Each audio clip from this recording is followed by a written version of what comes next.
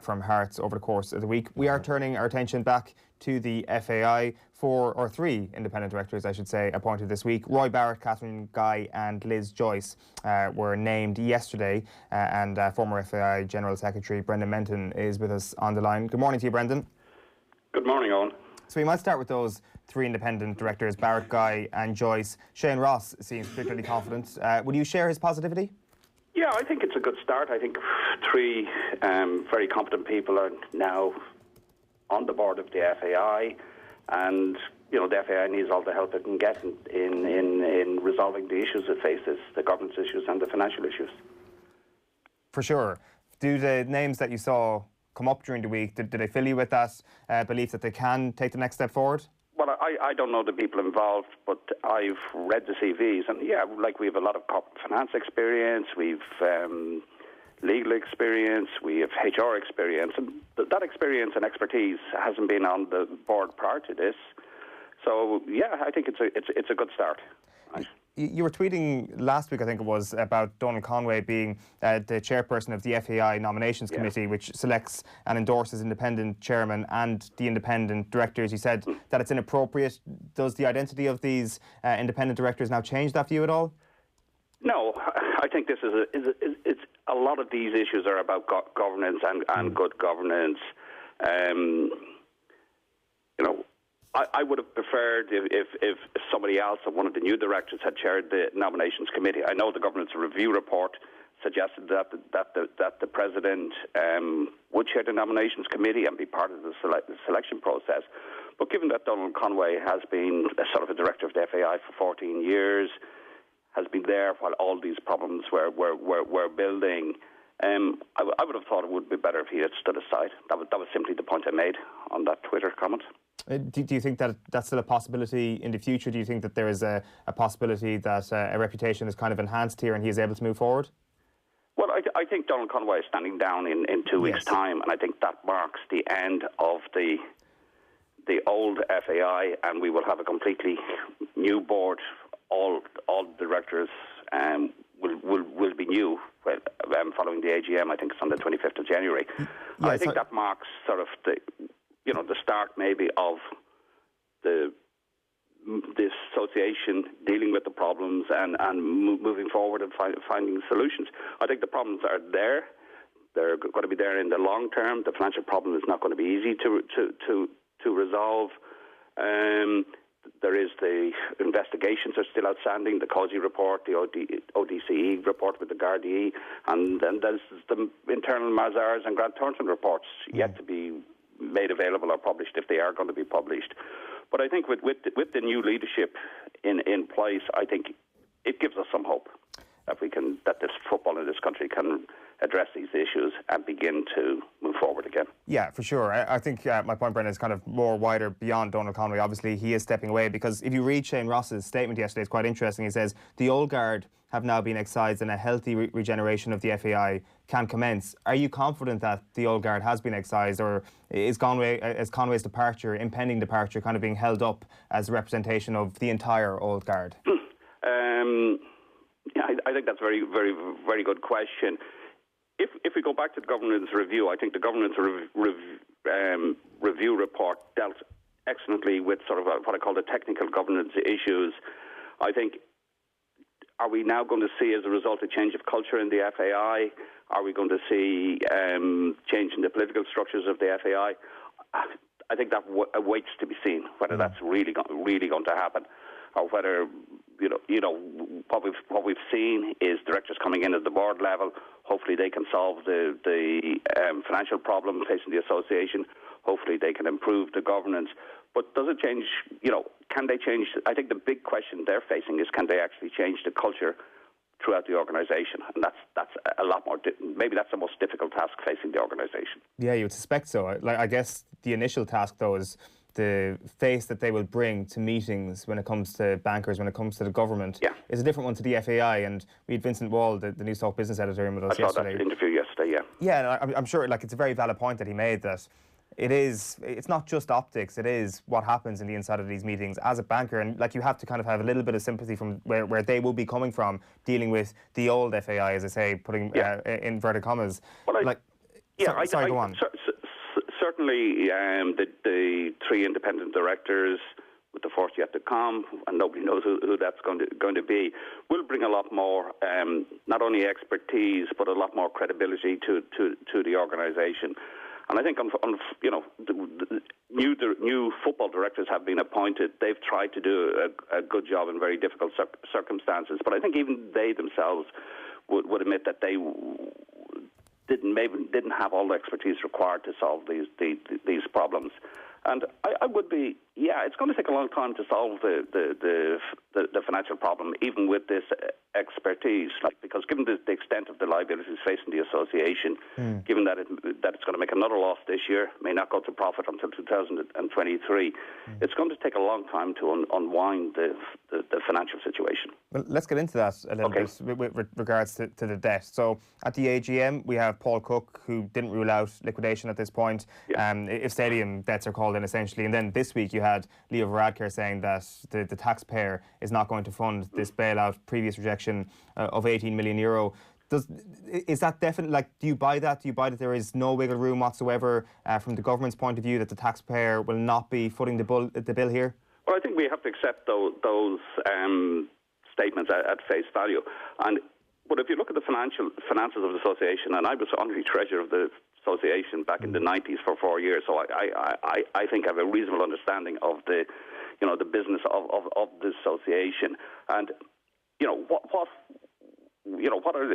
its best stream of income is the TV money from UEFA, which may be around 10 million a year. Now, I would suspect as part of the solution that or some of that will be earmarked to pay off the debt. And I'm not talking just about the bank debt. I'm talking about maybe the total liability.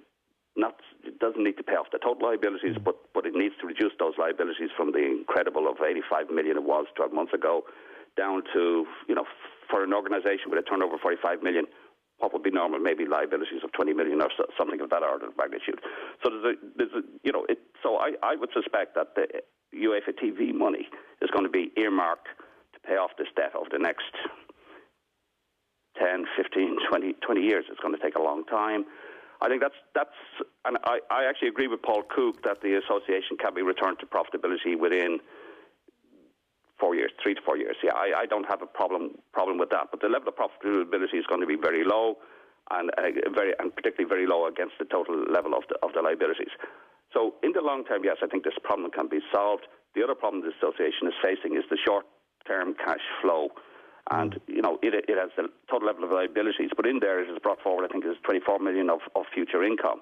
So it's going to be cash strapped in the short term.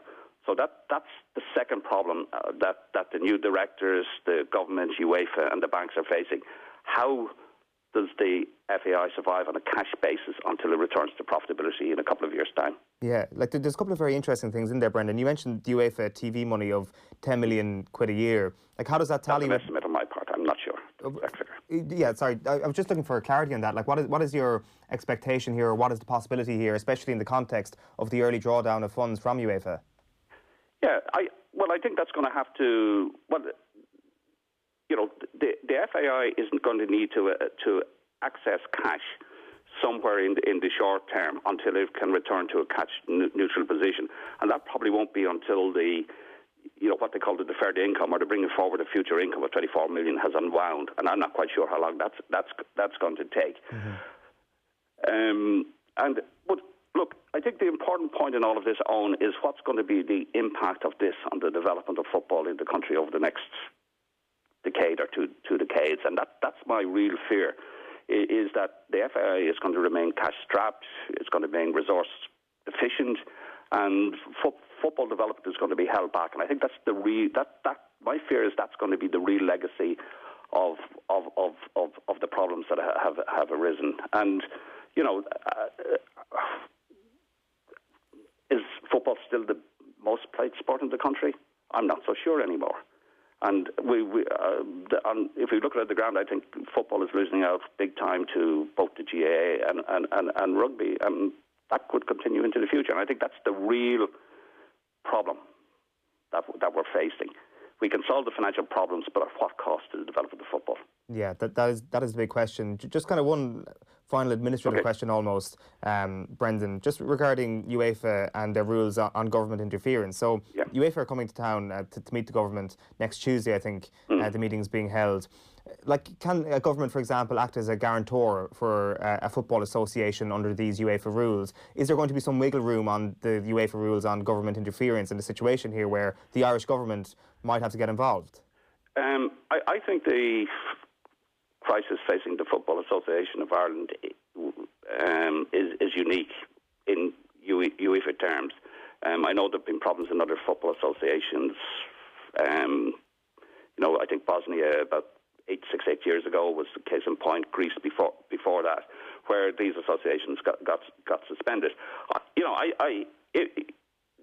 This needs a partnership, between the government, UEFA, the association's bank, the association itself, the wider football stakeholders to resolve it. So I think everybody has to play a part. And I can't see that UEFA are going to say, oh, no, we don't want your help from the government. Oh, no, you can't guarantee. I think technically under the rules, I don't think the UEFA would have any problems with the government guaranteeing the loans. But but to what extent? If, as I think, looking at it, the most likely solution is that the FAI's future TV money from UEFA will be earmarked against the liabilities. Right. And, okay, it may need a government guarantee of some sort because it's not only the 28 billion bank debt, they actually need to increase the bank borrowings, in my view, to resolve the financial situation. Because what's happened is they've reduced the bank debt, but they've reduced the bank debt at the cost of increasing liabilities everywhere else in the organisation. And that's not a sensible policy. It wasn't a sensible policy. So, I can't think that UEFA are going to have a problem with the government in guaranteeing. And I don't know if that's going to be a solution, but it's going to need an agreement between the government and UEFA to resolve this situation. Is there any other revenue streams that you would see fit as the FAI perhaps at least getting profitability at some point in the next couple of years? Well, look, the profitability of the association has always been based on generating revenue from the international team. That's been the economic model of the association. We through ticketing and commercial exploitation and sponsorship of the national team, the association generated profits was then used to develop football. That's the simplest model. I think the problem has been that the FAI have never successfully managed a 10-year ticket scheme. You can go back to the 1990s, the Jack Charlton era. It failed. The one associated with Aircon Park in 2000 failed. The Vantage Club failed. And part of the reason is that, I think the association is moving away from its base support, which is probably more, a middle-income people who can afford to go to a match on a match-by-match basis, not fork out huge amounts of money for tickets over 5 or 10 years. And I think one of the challenges facing the new board is how can they increase revenue from the men's senior international team, because that's the sponsorship and the ticketing. The ticketing policy has been disastrous over the last number of years, and how can they bring in a sensible ticketing policy that raises revenue? Hopefully the international team can be successful because that will increase sponsorship, it will increase match attendances, but that's nobody quite knows. If we qualified for Euros, that would be great. That would certainly help the situation. But that has to be the focus on the commercial side of the association. How do you increase the revenue from the men's senior international team through ticketing and sponsorship? And if they succeed in that, then that will be the key step in restoring the association to profitability.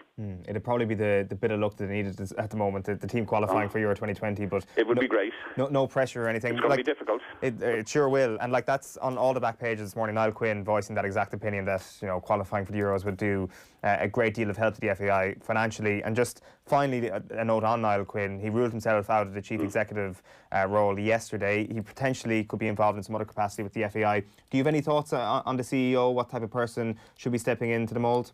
Well, I think the appointment of the CEO, the new CEO, is the key issue now facing the new board. Like, we're 10 months into this crisis, right? And I know some positive things are happening, but maybe too slow. We're 10 months into this crisis, and we have these key appointments. We haven't advertised the appointment of CEO.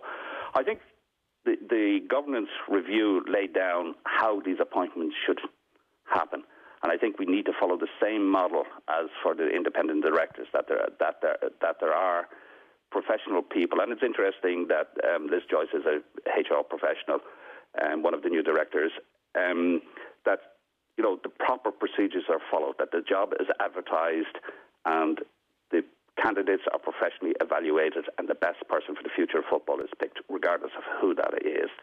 I can't think that the new directors will do anything other than that. Yeah, I'd say you're probably right there, Brendan. Listen, thanks a million for taking the call this morning. Really appreciate your time. Okay, talk to you. Thank you. Brendan Menton there on the line, former FAI General Secretary. John Duggan is standing by to pop into studio, but before that, here's Mary I coach Jamie Wall sharing his fears that overloading talented young GAA players could have horrific consequences.